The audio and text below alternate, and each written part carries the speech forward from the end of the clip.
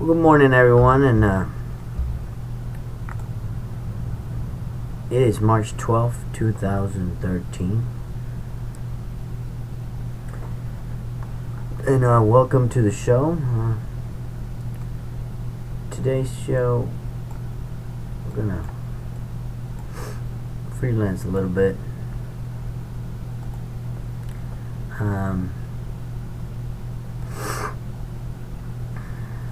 Let's see what they have. Let's start with the news today.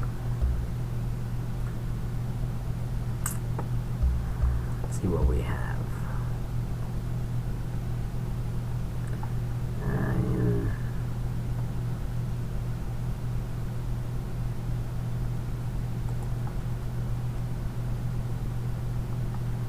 Of course,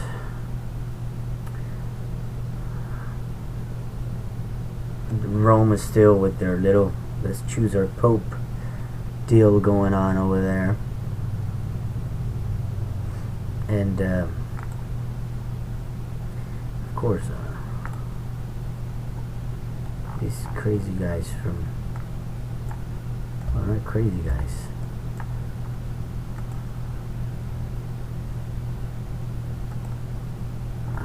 What's his name?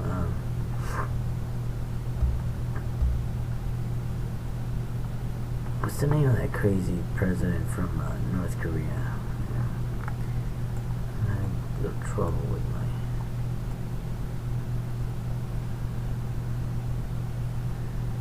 my internet here. It was said that North Korea, China's longtime ally, has boxed Beijing for years with its rocket launcher.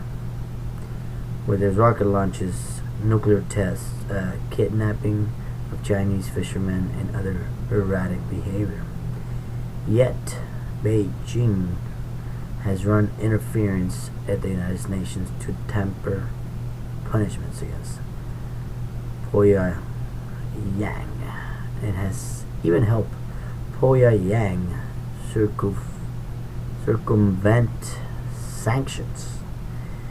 In the wake of North Korea's third nuclear test in February, its reckless threats to strike the United States, and now its decision to scrap the armistice, the armistice that ended the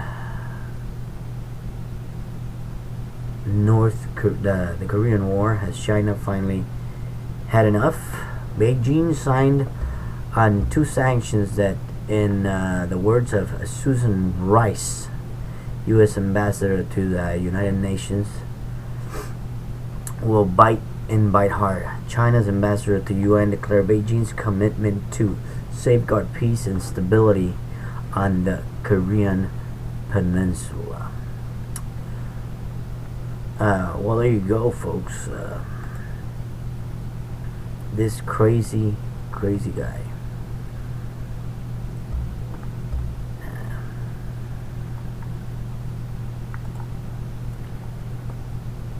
China could already have enough.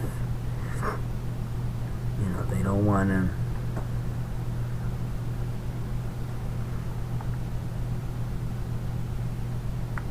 They don't want to deal with these crazy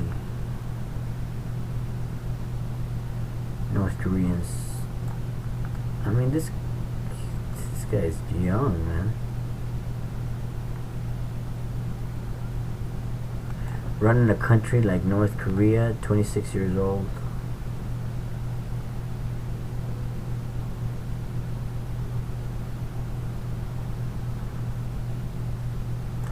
Why did they allow him to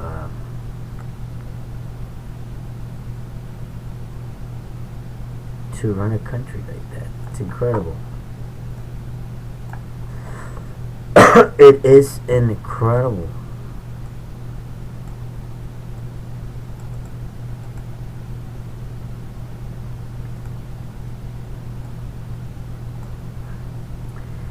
But let's watch.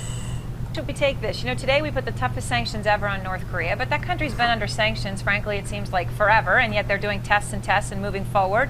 I was with the Secretary of Defense in December when they had that nuclear test, and, you know, it appears, obviously, they're working on having a missile that could strike the western coast of the United States. Are they going to get there?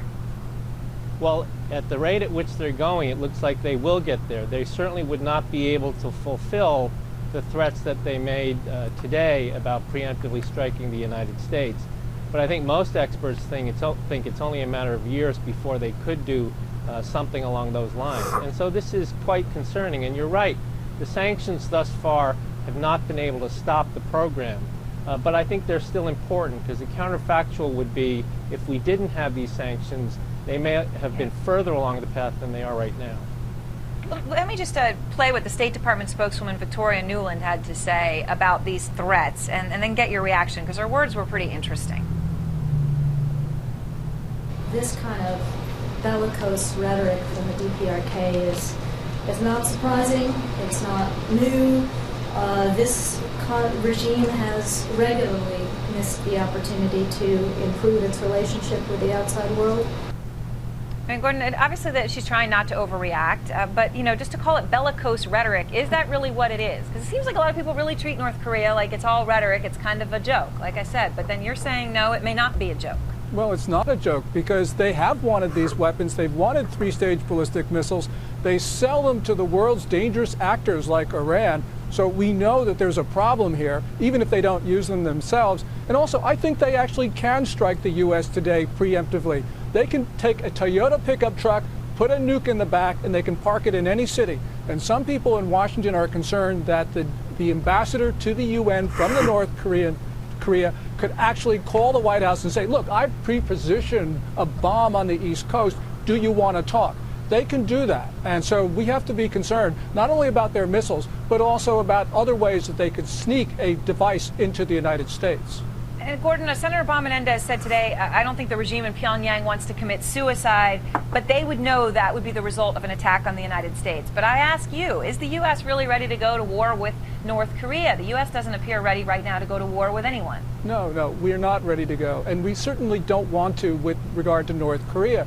But, you know, it's not our decision to make. It's also theirs as well. So this is not something that is entirely within our control. You know, the North Koreans aren't going to airmail a nuke to us because, of course, we would obliterate them.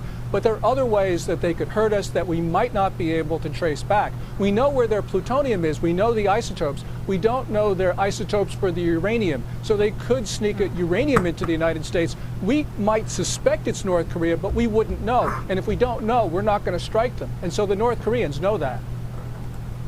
Well, there you go, people. This guy is out of his mind. He is just trying to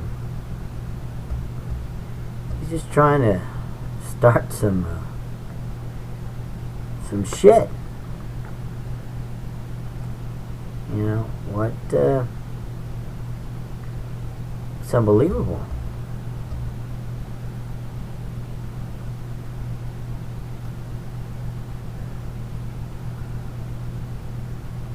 Unbelievable.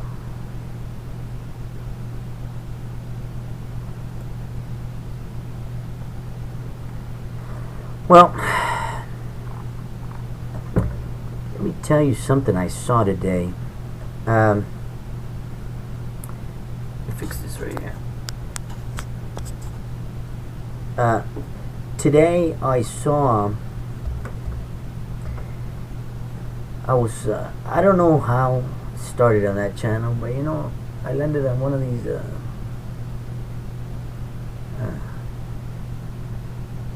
he reminded me of that Jerry Falwell, or whatever his name was, you know, that had all this trouble going on with that guy from Hustler magazine. What was his name?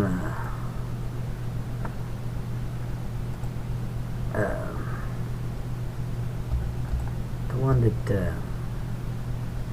that got shot. and paralyzed.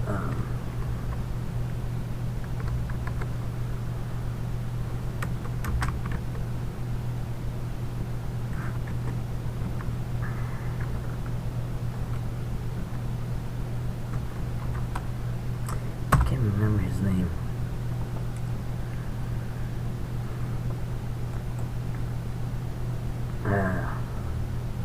Well, he looked like him.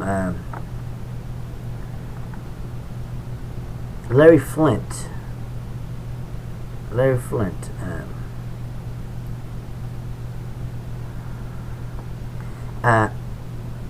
He was on this channel. He looks pretty old.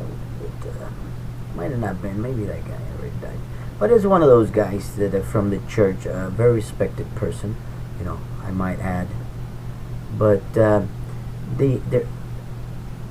it seemed to me like those infomercials that you see on TV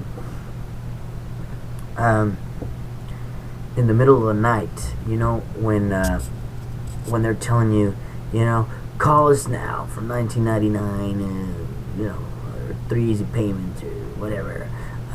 We'll show you the secrets on how to be success, money, lifestyle. You know, all those fucking commercials that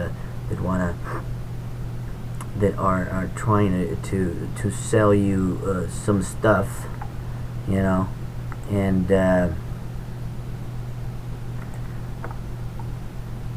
supposedly to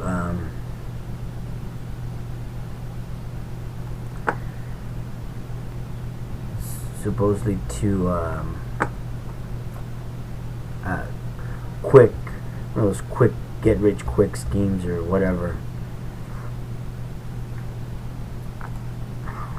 But I don't know,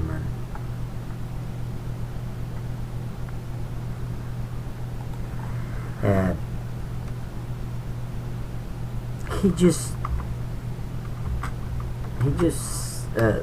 seemed to me like one of those, you know. I felt like it was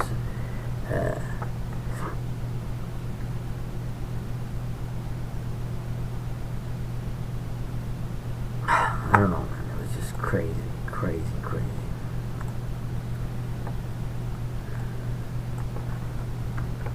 But anyways,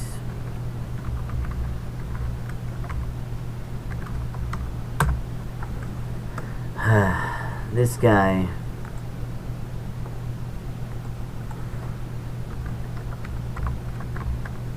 was well, they were having these commercials about these people, these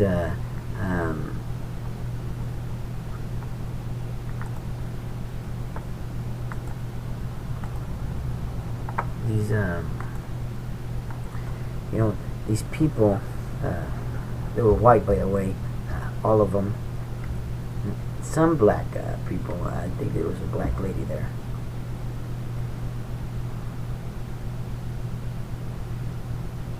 I never saw anybody pouring in like an old house or any of that. I mean, these guys, real estate, you know, a lot of money, a lot of toys. This guy had a ranch, you know. And they're all talking about that they were behind in their bills. They were in big debt and cheating, you know, in their marriages. And this other guy who was a real estate developer, and she was a real estate agent, I think, and they both made a lot of money, and that he was a social drinker. And when in 2006, when the real estate collapsed, they got in debt, and they didn't know what to do anymore. And oh my God, what are we gonna do? So what they did was he started drinking. You know, he started drinking, and not only that, you know, his wife told him, "Oh, you gotta choose between drinking and the family." And the other guy, the rancher, didn't have any money, so he thought he was gonna. He didn't he needed money to keep his marriage going. I mean, who are these women that these guys marry? I mean, if there's no money, they leave. I mean, what kind of women are those? Well, also, I mean, look, guys, I don't make a lot of money. I mean, I'm not rich. You know, I do this show for fun, for distraction. You know, I don't make a lot of money. My computer is not the greatest. You know, but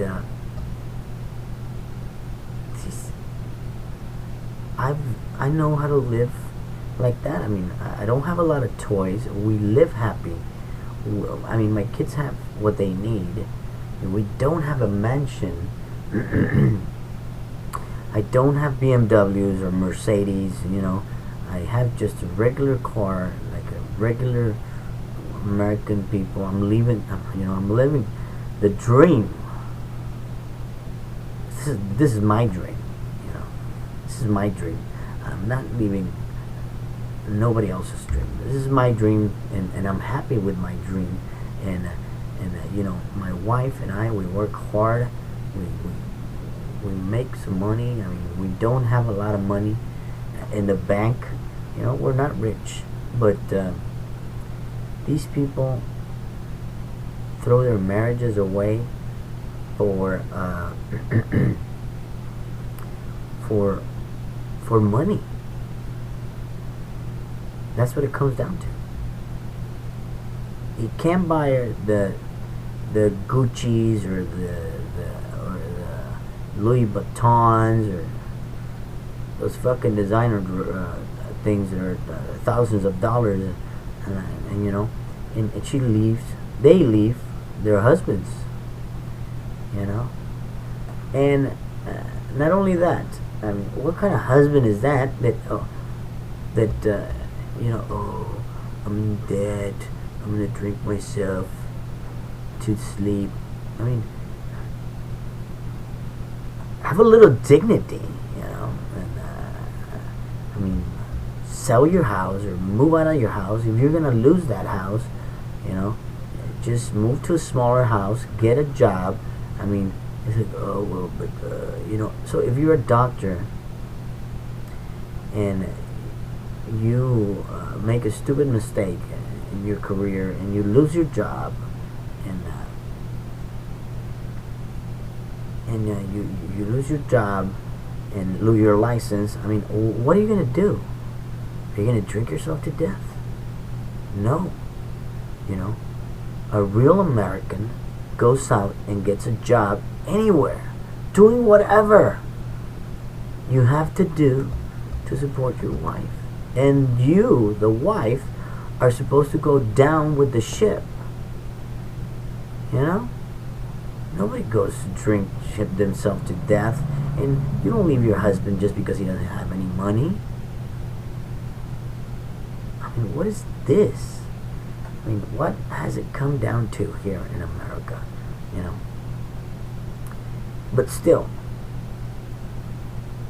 what can you say? I mean, if she's going to leave you because you don't have any money, oh well, then you should have thought very hard when you marry that kind of woman. You know? I mean, you get a job washing dishes, whatever, for your children. If she wants to leave, she can leave. But you do what you got to do to survive. You don't drink yourself to death. You don't shoot yourself in the head. I mean, what kind of person are you? What kind of man are you? You know? It's not a man. Do what you got to do to survive. What a human being does. Survive.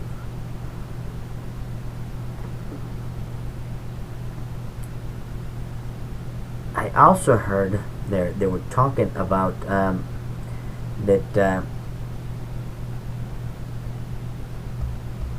they were going to push and tell the Senate and for laws not to let people divorce for no reason. I mean, the church? Who the hell is the church? I mean, a bunch of thieves that don't work, don't do anything. Oh, praise God, praise this, praise that.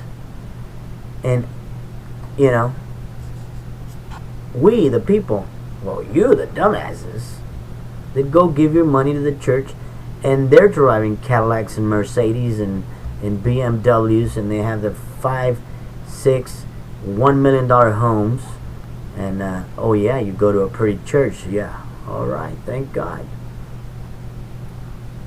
You know, I'm not going to say that I don't believe in God. I'm not going to say, I mean, I don't believe in that kind of God that you say exists. I tell you that much.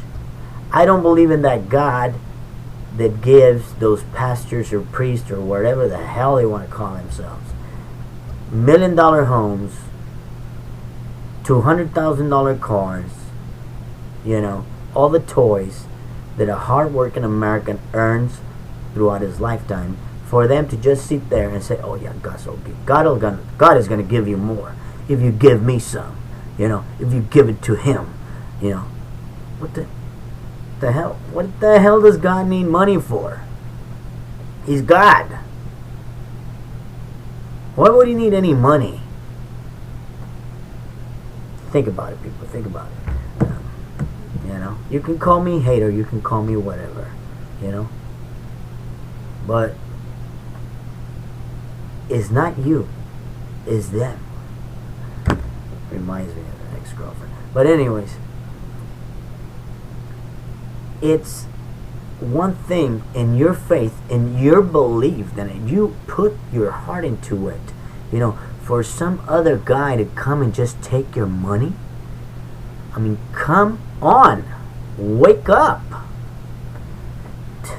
You know, you don't need to go to a church and give them money to be able, you know, for God to be able to open the gates of heaven to you.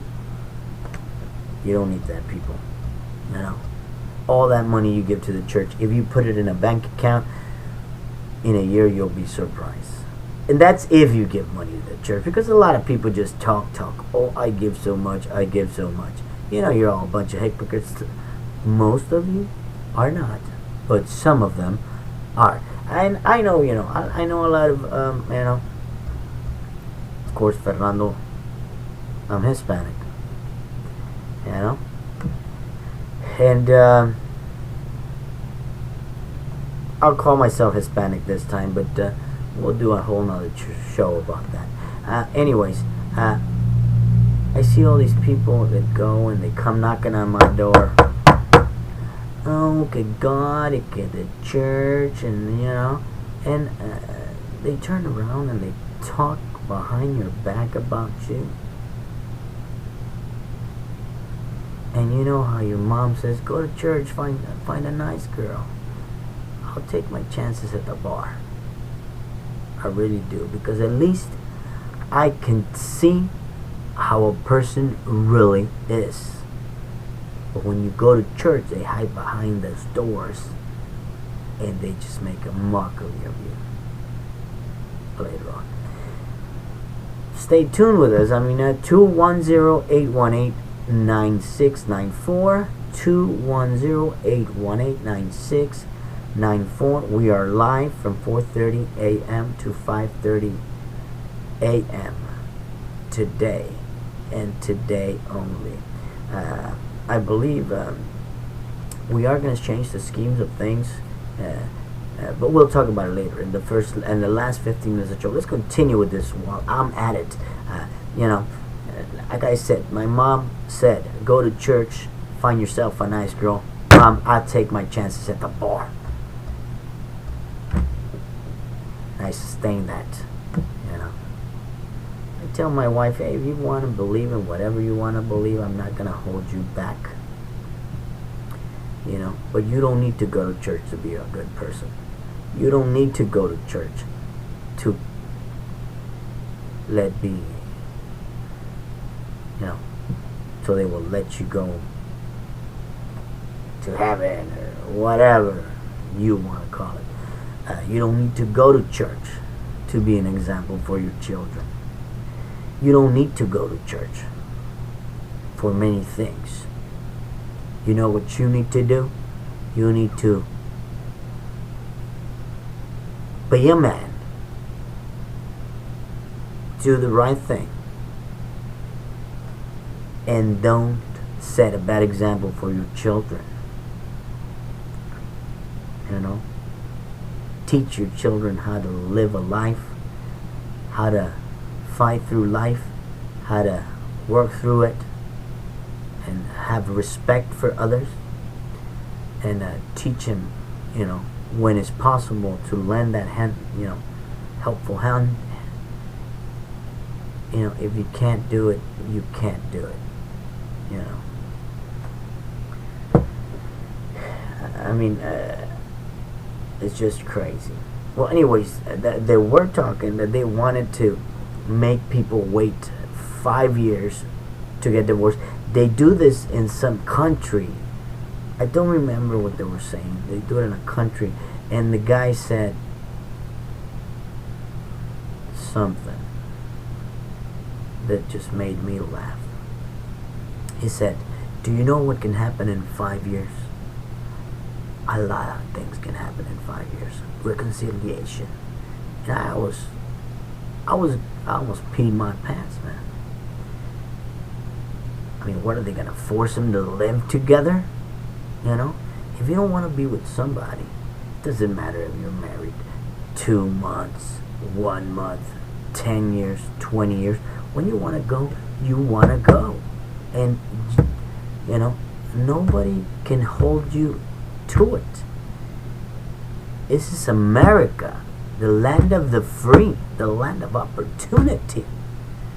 You know, just like they see the opportunity with a wealthy man, and they see, oh, I don't never have to work. I'm going to be shopping all day on vacation.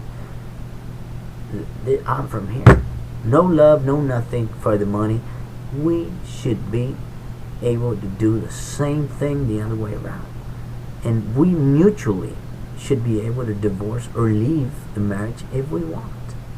You know, yes, it does affect the children, and I am a firm believer, you know, even though I have other children from different marriages, you know, but now that I'm older, I believe that the very core of the family, the very first lesson of educating a child is to maintaining a family together.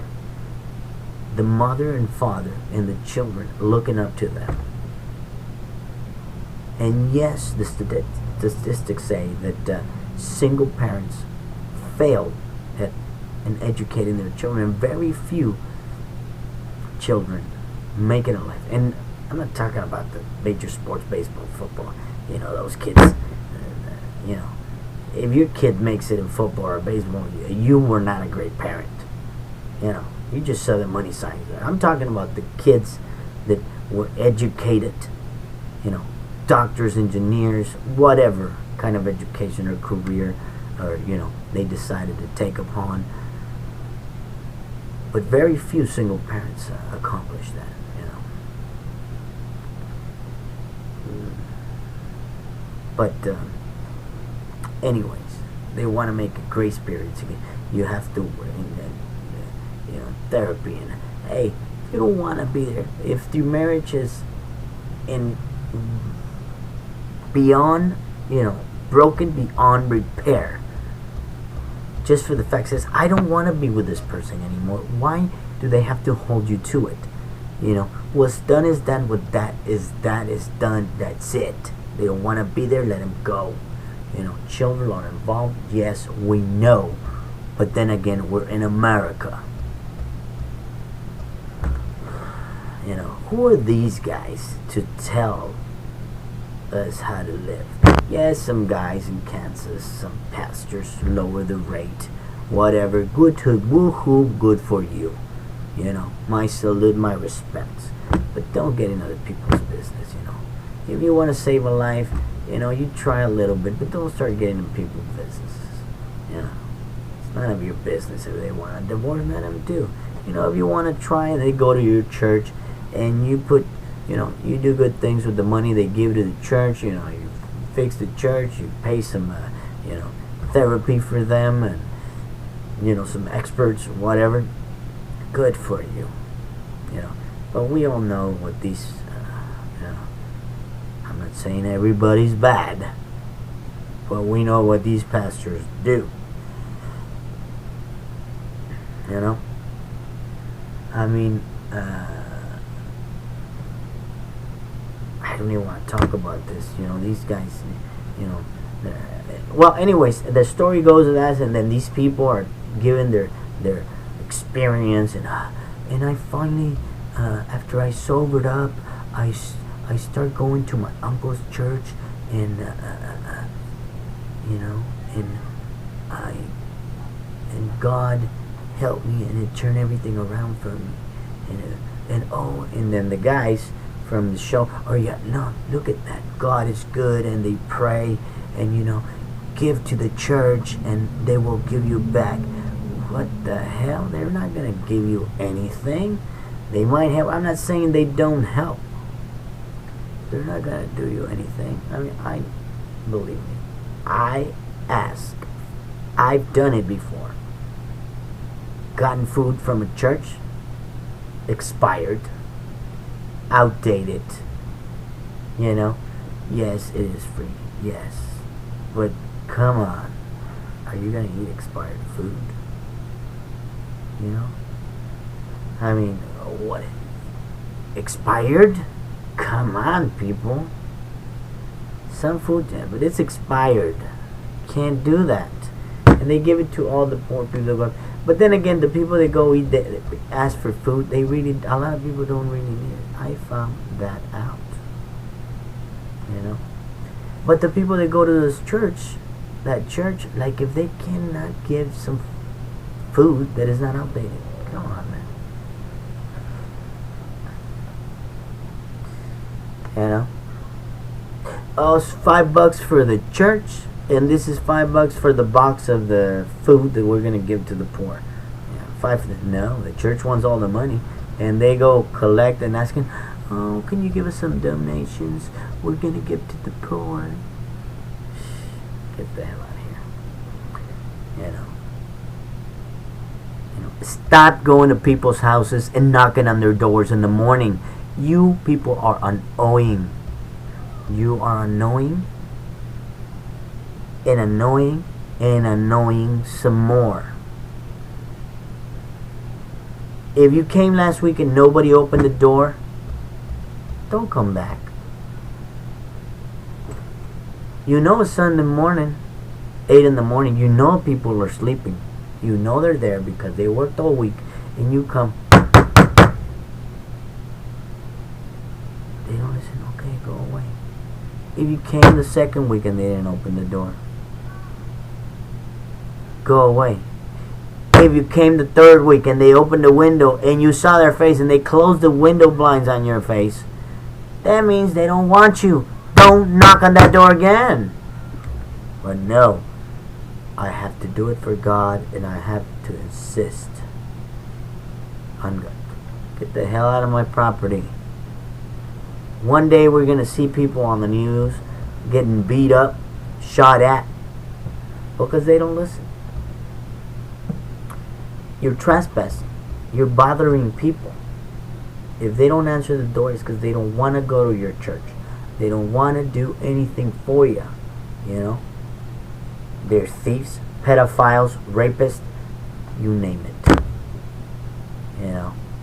They're anti-gay, but they're gay themselves. What the hell is this? They're over there doing their thing, and they're over there, they're priests fighting on TV, punching each other.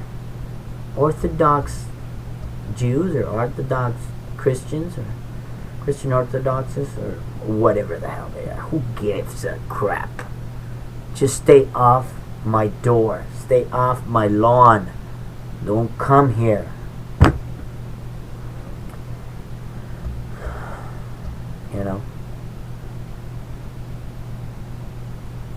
Don't come and ask me, what do you believe in? It's none of your business what I believe in. I don't believe in your God. I don't believe in what you believe, because you don't have a heart, because you don't believe in anything, because you take other people's money and use it for your personal use. I mean, believe me, I know and I see a lot of stuff I don't even want to mention. You know, I don't even want to say anything. You know, just elect your pope. Keep doing what you're doing. You know, your little black or white smoke, whatever. Who gives a crap?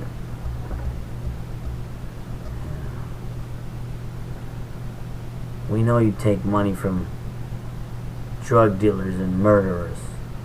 We know that.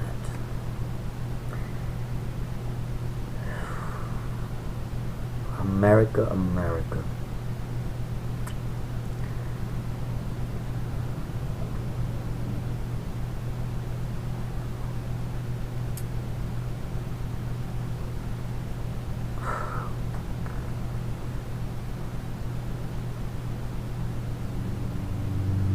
Okay.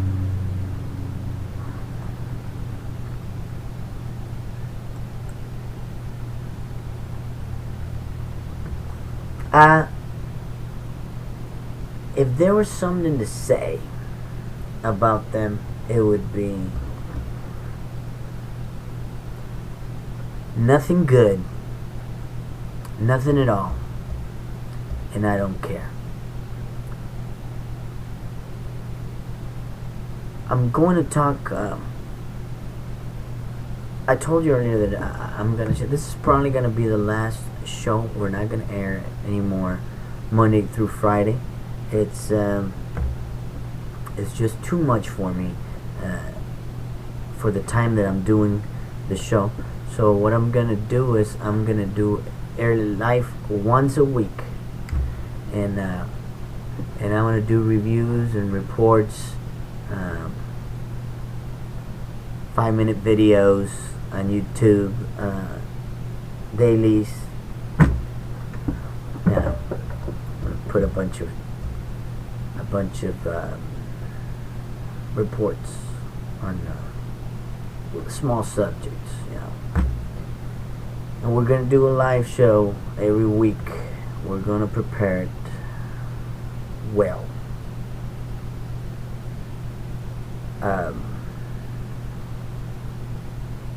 See what we come up with. I was thinking maybe doing it at 3 a.m. 1 hour, 1.5 hour shorter at 3 a.m. maybe, you know. And once a week, 1 hour from 3 a.m. to 4 a.m. Live show.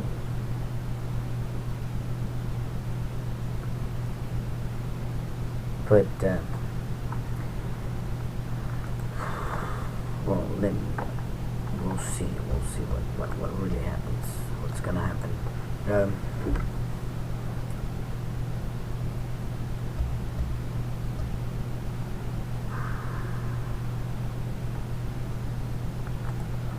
But you know, what can we do? I mean, probably if I get a little bit more famous, I'll do it every day again. But you know, there's not a lot to talk about daily. You know, I'm a one-man crew, so I got a lot of stuff to do, and everything I talk for these seven shows that I've done, improvised. So that'll give me a little time about talk about some news.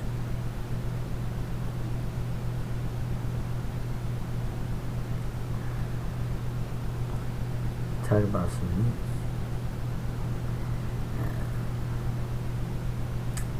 I might do a live show.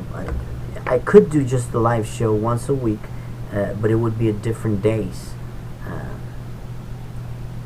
It could be at different days because depending on my day off, and I can do it a little earlier, like at midnight.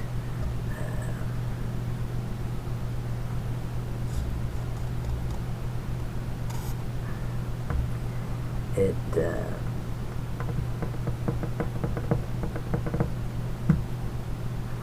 I can do it unlimited. That'd be a good idea. I don't know. It sounds like a good idea. Maybe one day talk about it. I don't want to talk bad about him. But there's this guy, and let's not talk about it.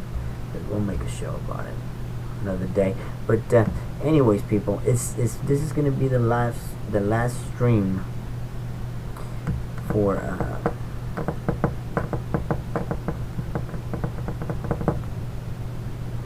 our daily show. It's not gonna be daily anymore. We're going to change our time.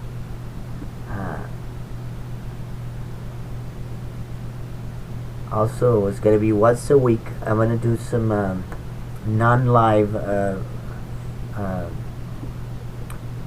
shows. I'm gonna talk about some stuff non-live all over the place, differently. But anyway, I owe you a gaming show about gamers. We're gonna see if we can make a show like that next week. Well, today is what is today? Monday. Monday.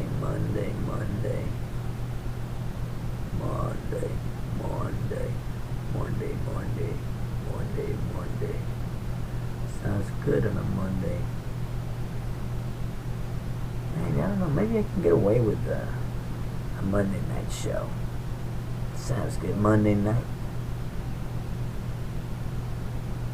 Monday and Tuesday.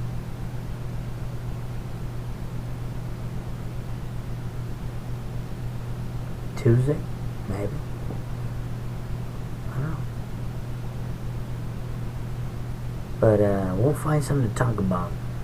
That way I can, start making notes during the week. Maybe talk about this guy, talk about this other guy.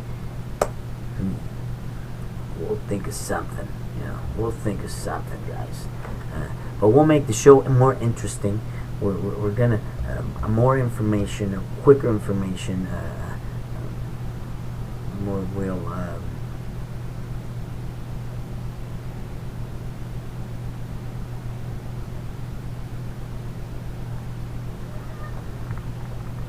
We'll make it happen. Oh, don't mind me. I'm just because I have this. I looked up Hustler, the Larry Flint magazine, the Larry Flint Publications Company, United States, England, and many others. Website Hustler. Let's go to that Hustler magazine website. Watch pretty live porn on.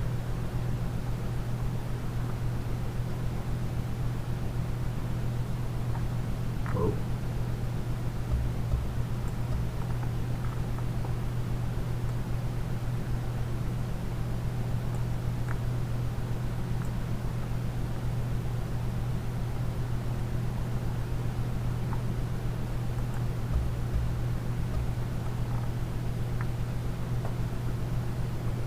Good. Yes, people.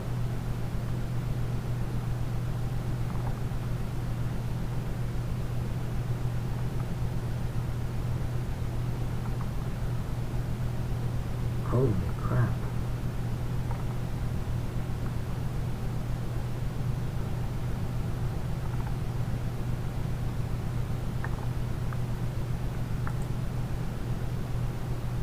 Even have a free tour. Anyways.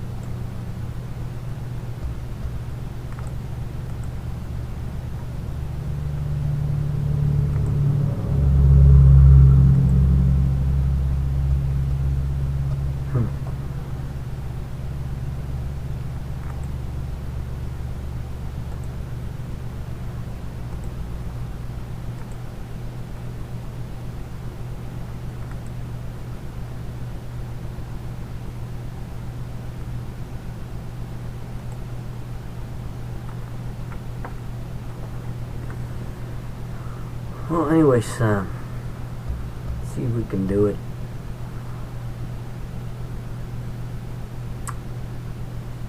Tuesday, that sounds good, Tuesday.